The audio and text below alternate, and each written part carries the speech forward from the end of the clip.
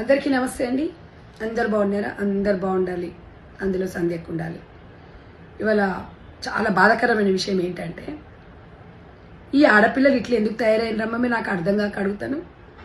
అరే డ్రమ్ములు పోయినాయి, ఫ్రిడ్జిలు పోయినాయి, కుక్కర్లు పోయినాయి, ఫ్రీ వెడ్డింగ్ షూట్ అని చెప్పి తీసుకుపోయి మగ పొరలను చంపుతారు. ఎందుకే ఏం పుట్టిందే మీకు ఇట్లా తయారైంది మీరు మొత్తం?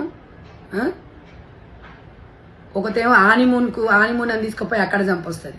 ఇప్పటికే మగ పొరలకు పెళ్లిళ్ళు కాక అల్లాడుతురు. ఆడపిల్లలు మొత్తం ఎట్లా బరిదెగించిండ్రు. నేను అందరి కోసం చెప్తలేనండి, కొందరి కోసం. మొన్న పెళ్లి చేసుకొని ప్రియుడి కోసమేమో పిల్లోడు అడ్డొస్తుందని చెప్పేసి పిల్లోని చంపింది.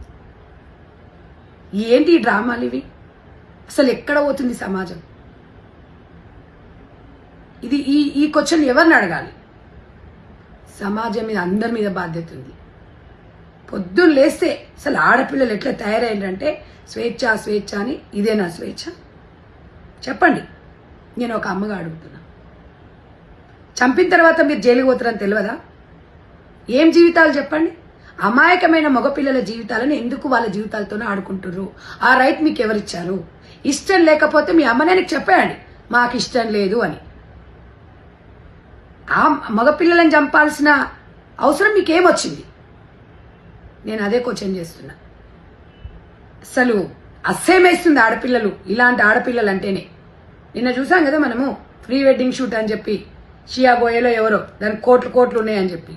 ఏం చేసుకుంటారా కోట్లు? ఇప్పుడు ఎత్తులు కొట్టుకుంటారా? పరువు పోయిన తర్వాత, జైలుకు పోయి వచ్చిన తర్వాత, జీవితం మొత్తం సంకనాకిన తర్వాత. ఎందుకు? బుద్ధి ఉండాలి కొంచెమన్నా. ఆడపిల్లలు అన్నప్పుడు అదుపులో ఉండాలి. ఏ పిల్లలైనా, ఈడొచ్చిన పిల్లలు అదుపులో ఉంటేనే ముద్దుగుంటుంది. మీరేమంటారు? ఒక్కసారి కామెంట్ చేయండి.